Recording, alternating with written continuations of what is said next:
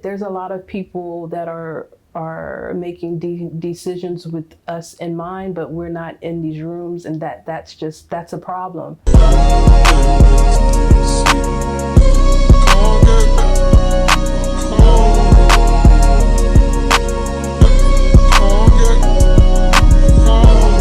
It's Keena Renée. I'm here with you on Tidewater Waves. Yeah, about time.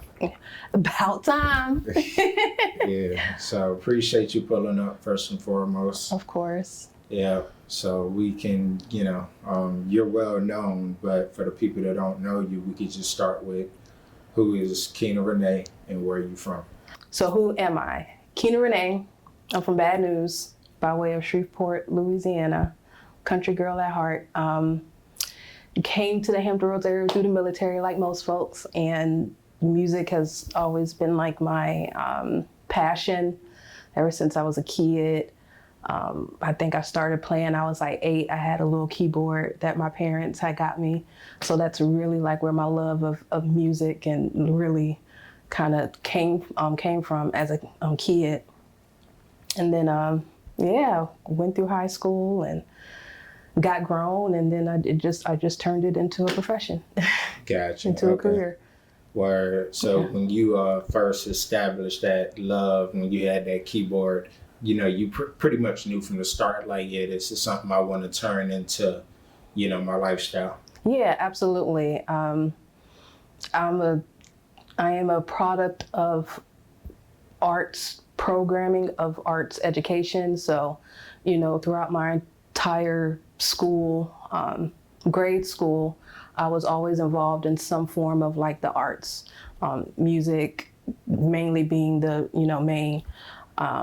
It just has always been a part of my life. So I knew very early on, 15, 16, that I wanted to be in the music business, and I just wanted to do this. Like, this was my life's purpose. So, and then once I got older, because at first I was like, yeah, I want to be a musician, I want to be a producer, like I wanted to do something that was like behind the scenes, but still like using my creativity as a musician. But then as I got older, I was like, okay, well, maybe I'm best here, because I went to performing arts school during the summertime. So my high school was like my main school, and I went to performing arts school during the summer, and then I had band camp. So literally.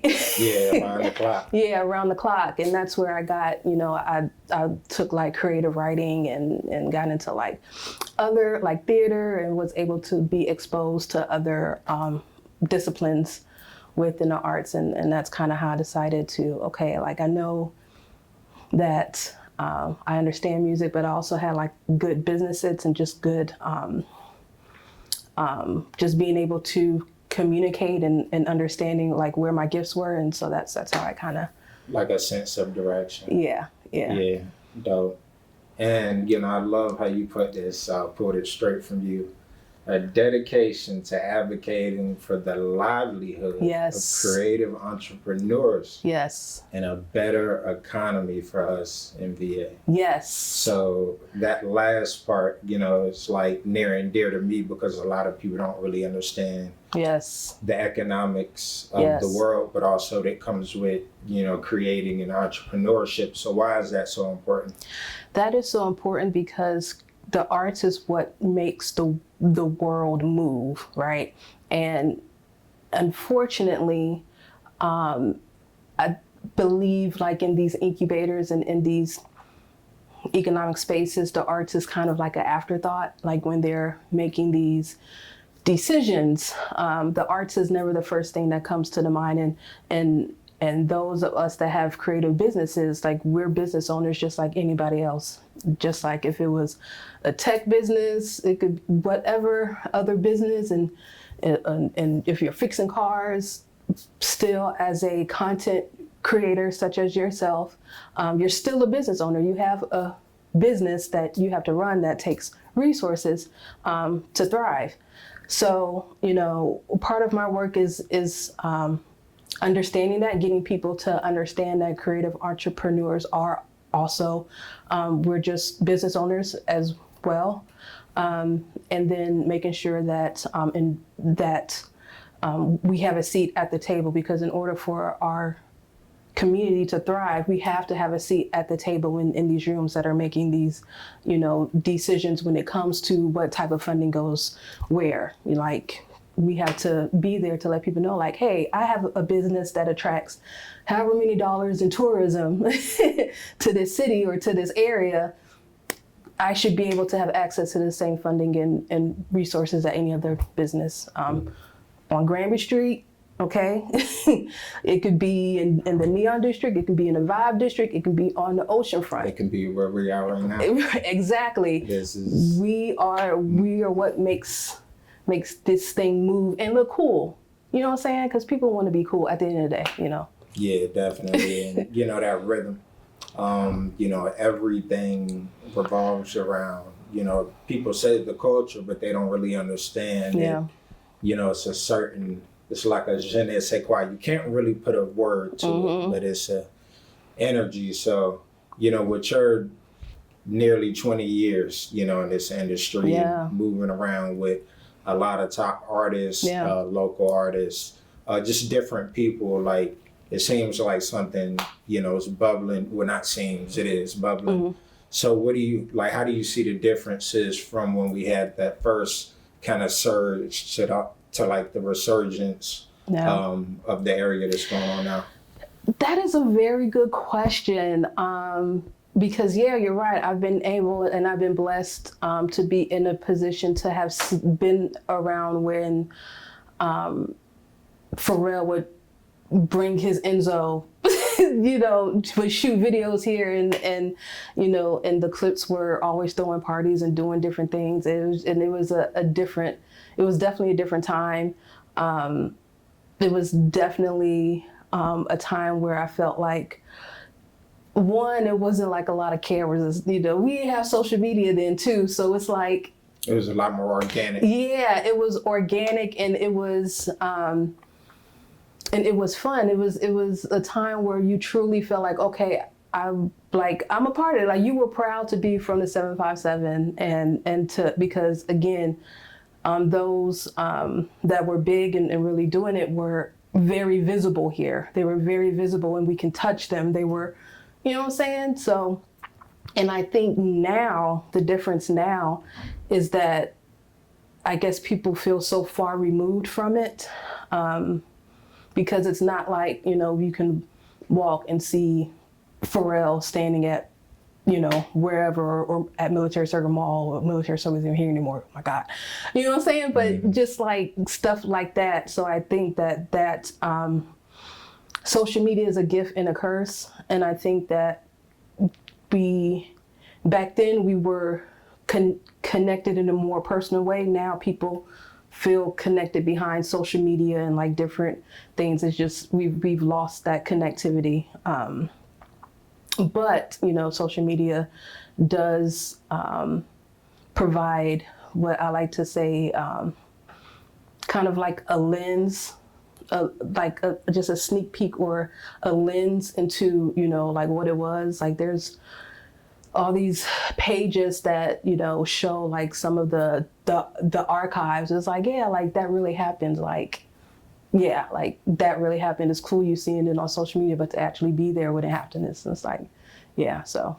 Yeah, and it also shows that we're much more alike than different. Yes. When it comes down to the generations. I know every generation loves to critique whether it's who came before you or who's coming after you. Mm-hmm. So we all have our differences, but we got to lean into those commonalities. Absolutely. Yeah. So speaking of commonalities, communication, you did attend Columbia College. I did. Yeah, in Chicago for marketing and communication. So yeah. What exactly, because that's kind of like merging two realms, because marketing is more like the numbers and stuff, and communication. So yeah, marketing communications, my emphasis was in PR. I also did some studying and took some classes in radio production. So I chose to go to Columbia because One, it's a very popular school that has a lot of great people have came out of that school and done great things. Kanye was at that school, so Ty, shout out to Cosign. So many great people have came from that school and have done, great things in film and art and fashion and in music. So, and I knew that I wanted to, I felt like in order for my career and to really be exposed to other opportunities that were bigger than what I can get here, I had to go to a bigger city and just kind of experience that. So me as a somebody that has worked in, again, that shift, you know what I'm saying? Because I was working, I started in like radio and then I fell into street promotions when labels had street teams. They don't do that anymore. That's another old school thing. But from there is when I learned, like, okay, this is how people actually break records. Like, there's actual science and like a strategy to it. It's not just like, oh, this song just comes popular. No. And then that's how I kind of went into comms and PR and music. So it was a passion. It was something that I was good at. It was something that I felt for sure that if I got some education behind me, that it would definitely help me, take me to the next level and put me in certain rooms in different positions, and it has. And now I like to say I'm a retired publicist because I am. Technically, I'm retired. Technically. And the reason why is because I feel like the industry has changed so much. It's changed so much. It's not what it was. And I just feel that my skill set as a communications and PR professional in this day and age, and specifically the music business, can be better utilized elsewhere, and money, because having a publicist is a luxury. Like, people think that when they start their teams, they need a manager, the publicist. You don't need a publicist starting out. Like, you don't need one. Like, if you are just starting and if you don't have an audience to manage, you don't need a publicist. We are a luxury. And I tell people, if you're coming to me for PR, don't waste your money. You need to invest that money on where it's actually going to be beneficial to you. That's more so going to be in advertising and marketing. Know your analytics so that you're not wasting money. But that's a whole other thing. Yeah. I got off on tangent. Nah, you talking my language, because I love, I went to school for advertising. There you go. And so you know the difference between advertising and marketing and PR. Like, it's completely different things, but people, they come to, I'm like, no. Yeah, how I like to put it, it's like a triangle. So advertising is more pictures, PR words, marketing numbers. I love that. Yep. And that's exactly it. Complement each other. They complement each other. Exactly. Yeah. So, I mean, you've worked with Airwave, the Hampton Roads Pride Recording Academy, R&B Block Party, which is going up. Yeah. And a plethora of different people, organizations, which we kind of touched on, but I do also want to go, because you didn't get there overnight. So what are some of the plights and like bumps in the road that you had to go through to get to where you are right now? Yeah, definitely doing a lot of work for free. Just putting that out there. Definitely doing a lot of free work. Definitely a lot of figuring out where I'm best suited, working in different types of organization, like specifically speaking, like in PR, if there's anybody that's aspiring to work for PR, there's different routes that you can take. You can take the agency route. You can, if you specifically want to do music, you can be attached to a label, or you can be independent. I did them all. And I learned that working for myself is where it's at.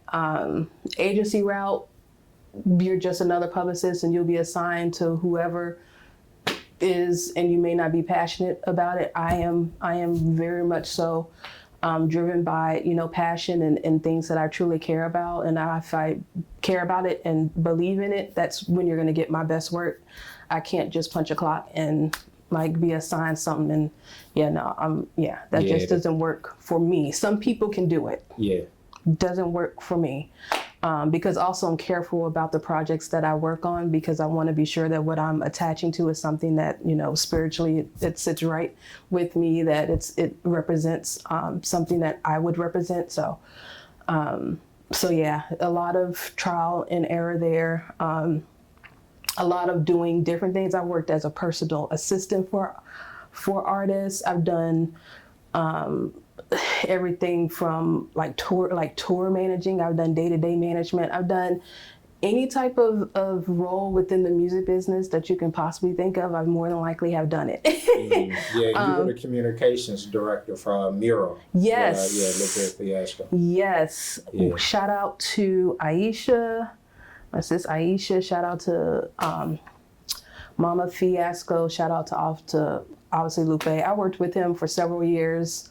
Learned a lot with my time working with him being as an artist, but also as a business owner, and just kind of understanding that dynamic. Like, hey, like I had this, but I also have this label, and he was also into wherever else you could possibly think of. Water, he was climbing mountains and just all type of stuff. Side missions. Right. Yeah. So, so that was a wonderful experience. And then also just understanding that's a lot where understanding politics and understanding how important for artists to connect with their community, culture, connecting with community, because it goes hand in hand. Like you can't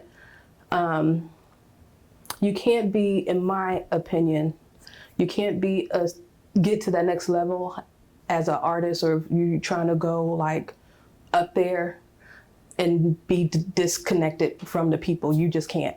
You know what I'm saying? No matter how much you think you can do it, you got to pop and single.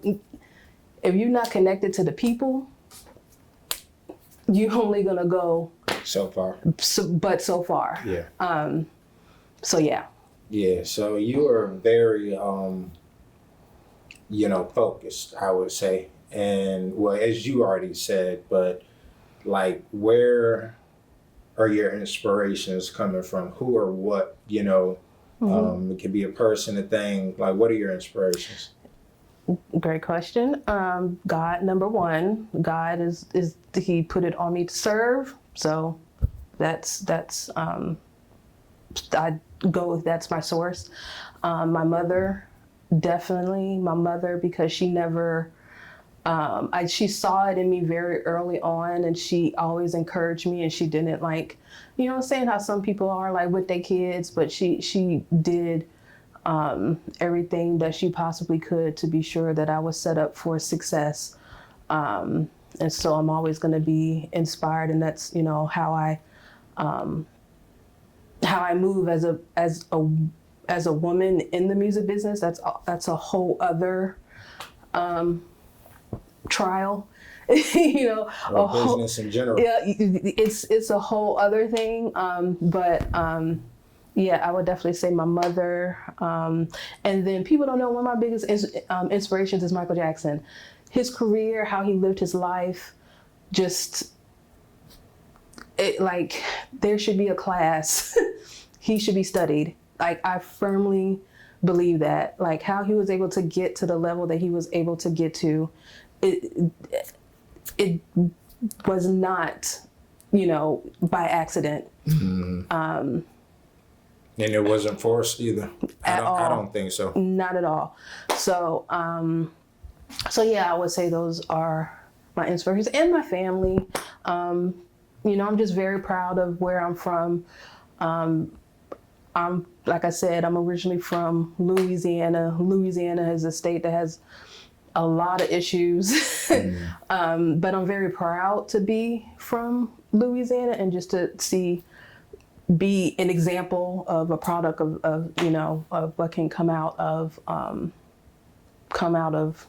Louisiana. So, word. Yeah. So you pretty much got both homes there that you represent in Louisiana, and then you got VA. Yeah, for sure.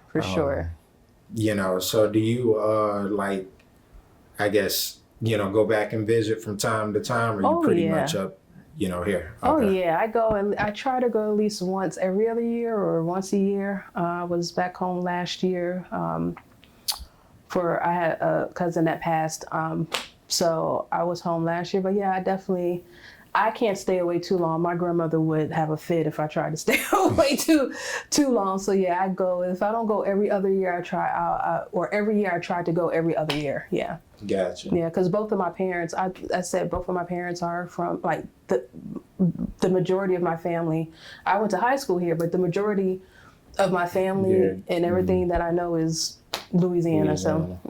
Where when you're traveling, you gotta stay hydrated. Yes. Stay healthy. So, let's talk about your brand, Pulp'd. Yes. Thank you for bringing this up. And I wish organic. Yes, I got some cards. I'm gonna give you some cards, okay? Because I want my juice. Yes, I'm gonna bring you some. All right. Trust me, I listen. I tried to do it. I was like, oh my God, but yeah. Nah, get your rest first. So Pulp'd was born. Well, first of all, last year, God put it on me. I just health issues after health issues. I got my second going home, okay, to Louisiana, came back, got COVID for like the second time. It was I couldn't walk from here to that door without having to huff and puff. Like I had to catch my own breath. That's how bad that it was. Oh wow. Then a month, I was down for like a couple of weeks with COVID. Doctor said, take it easy. All right, cool. After that, I got diagnosed with diabetes. Literally like a month later. September, COVID, the sugars, as the old folks call it, the sugars. October. So God was clearly telling me to sit down, right? God was clearly telling me, what you doing, sis?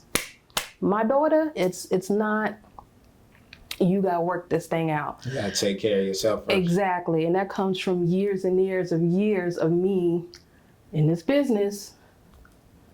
What's the culture? You sleep once you dead. That's the culture. And I literally last year was like, okay, clearly. Well, a couple years before that, I had a full-blown panic attack. Thought I had a heart attack. It was a full-blown panic attack. He sat me down then. Didn't listen. That's what happens when you don't listen to God. I didn't listen. So a couple of years later, yeah. And so I was like, okay, I have to do something. I am getting up in age. Like I can't,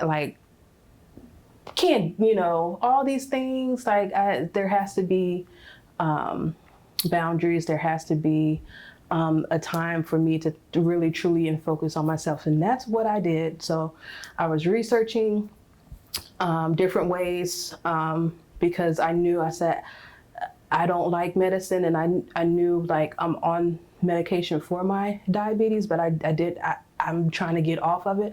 So what is something natural? What are some things how I can actually regulate what's going on inside of here? Brought me to juicing, right? Doctor told me, be careful with your juicing because it's the sugars.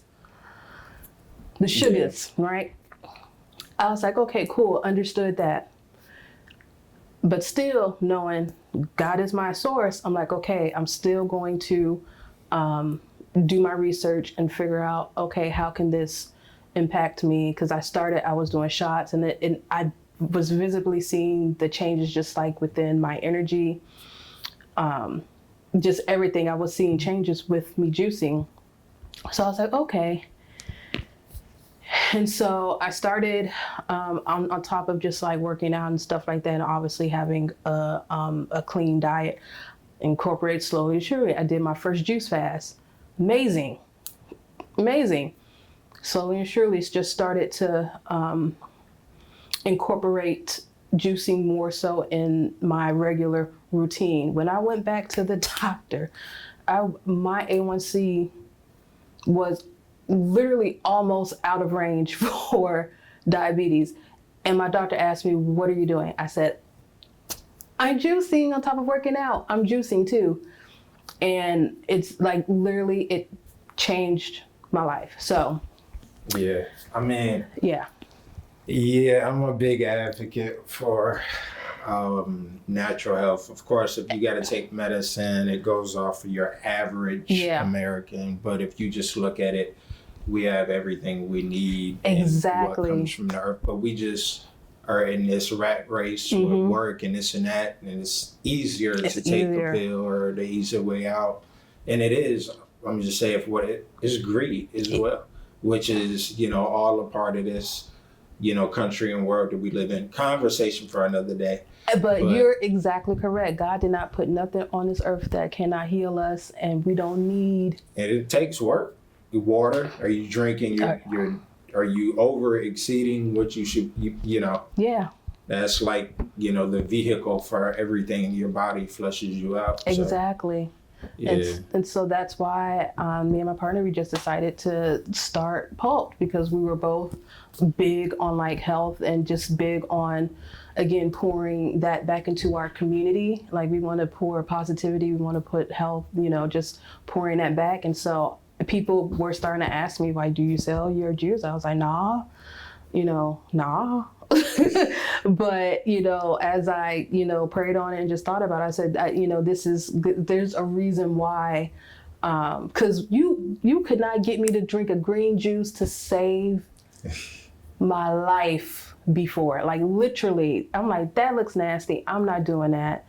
But literally, like, you couldn't get me to. But now, like I said, I'm literally about to do a 3-day fast, because I told you I wasn't feeling well yesterday. That's how I know, like, you've been wilding. Reset. You need to reset. So yeah, and that's the first thing I do. I just do a juice fast, and it just always just recalibrate shit. Resets. Yep. Yeah. So aside from like physical health, like mental health is starting to become more a topic of conversation. So how important is that with you moving around a lot of people? And you got to keep your mind clear. So what are some ways you try to just stay on point with your mental health? Oh my God, for sure. Anybody that knows me knows that my time for myself, I create boundaries, because I understand that, one, even though I'm in a business where I kind of have to move around a little bit, I'm an introvert, I'm an empath, so I feel people's energies very deeply, and that affects me. So I have to guard my energy. Because I always want to be sure that I'm showing up, 1000%. And I can't do that if my cup isn't full. So I make sure that I work out, I read my Bible, I pray. Even when I'm at the gym, I'm literally probably listening to the Bible. And if you've been seeing me, I've been going hard in the gym. I hope you've been seeing that. Yeah. Okay. You know what I'm saying? Yeah. And just, making sure that, I have set times that I'm working. Like, there's no like, oh, let's pull up to the studio at such time. Nope. Creating those boundaries, like Sundays, 9 times. Well, I'm sorry. Saturdays is usually my day that is just like for me. Saturdays is my day. If I choose to do something, then that's my choice. But usually on Saturdays, that's my day to rest, to recharge, to catch up on, because I'm also, if I have like a cluttered house, like I can't function in like clutter. So I make sure that, I do some cleaning, and, I just, that my space and everything just is in conducive for me to produce and execute at the level that I know that I have to execute at, which is at a high level. Right. So thank you for making time for me. Of course. Tower Waves on your Saturday. Yes. Yeah. Of course. Yeah. But, also, speaking of the many things you do, you're also a notary. Yes. We were talking about my notary business? Yeah, talk about it all. So, that is one of those things that, during the pandemic, because the music industry shut down. Literally, we were on tour. We were about to go on a radio tour. I was working with my guy and one of my best friends, Kevin Ross. He's an R&B artist. At that time, I was his publicist, his tour manager, assistant manager, everything, his social media person. I was everything at that time. And we were in LA for the Grammy week. That was the year that Kobe died. We were in LA for a Grammy week, and I remember because when I was leaving LA, that was the first case of COVID. Okay, we're gonna watch it. We did a promo run in New York. We went to New York like a couple of weeks later, in February. A couple of weeks later, we were in New York doing a press run.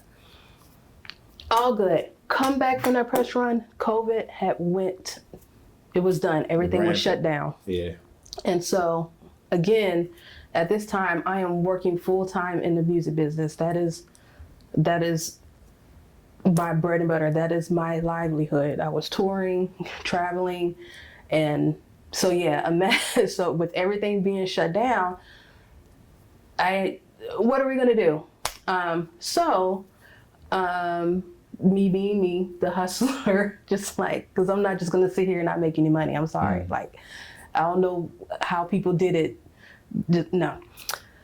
I was doing research. I was like, okay, let me see what I can get into to make some extra money during this time, during COVID, until music business, things get back to, normal. When I was on YouTube, I saw a young lady. Her name was Vanessa Terry. Shout out to Vanessa Terry. She is from Richmond, and she had a YouTube video about her notary business and how she was able to make money and all this stuff. And I was like, well, I can do that. I'm a professional. I'm a PR. I can write. I can sign. Right. I can sign. So did that, and I just, at that time, we were just in the house. So I was like, okay, I'm going to video and kind of talk about my journey and start my YouTube channel and just, capture, just, tell about my journey of me starting my notary business and all this other, and the whole process, and just capture it on YouTube for people to watch. I started July. I want to say by the end of the year, I had made close to, let me see, the first month I probably made like $1,500. That second month, I probably made anywhere between $3,000 to $4,000. By December, I was making at least $7,000 to $10,000 a month just in my notary business. Nice. And then with my YouTube, because at that time YouTube I was making an additional like between $2,000 to maybe $3,000 just from notary. Mm-hmm. Them white folks, I hate to say it that way, but them white folks were seeing what I was doing, and so they were like, oh, we want to spotlight you, the National Association of Notaries. Wow. Because they were seeing what I was doing on YouTube and the views that, the stuff that I was getting, because I was going viral, and it was not a regular face. It was another Black girl that was kind of, because that, and I hate to say this, but it's true. The notary business, a lot of times when you think of notaries, you think of old white women. You don't see many of us in these professions, but it's like a secret that they don't really talk about. They don't share about ways how people are making money and thriving. Because when I told my mom, I love her to death, but she didn't understand. She was like, how are you going to make money as a notary? I told her, I said, oh yeah, I'm just start a notary business. She was like, don't you get like $10? Oh no, I was making at one point $1,000 a day in my notary business just from doing real estate closings. Nice. Just hustling, not sleeping, sun up to sun down. So, and I encourage everybody, if you want to start a side hustle, especially in Virginia, ladies, fellas that look like me, please get your notary commission. If you do not have a record, you can read and write English, you are over 18, get your notary commission. it doesn't have to be your main business, but trust me, that is a business that can sustain you. Even to this day, I get calls. Can you be my notary? Because our community, we need more people like us that are doing these things. I understand you can start a lash business, a hair business, but please, it's so simple in the state of Virginia to get your notary commission. I implore you, do it. If you come to me, if you have questions, I do consultations to get you started on it, but it's a wonderful business, and it's something that, you know, we need multiple streams. So yeah, for sure. Yeah. So while we talking about many of the hats you wear, let's get into this creatives for VA.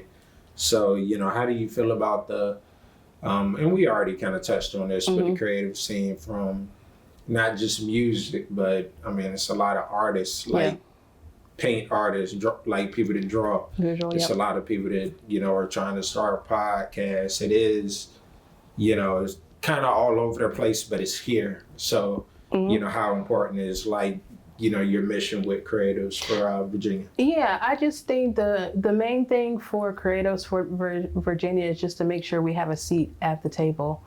That's it. There's a lot of people that are making decisions with us in mind, but we're not in these rooms, and that's a problem, you know.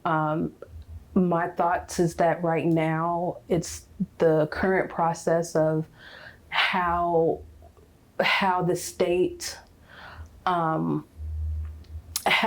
pours back into the creative population is just, it's not equitable for all.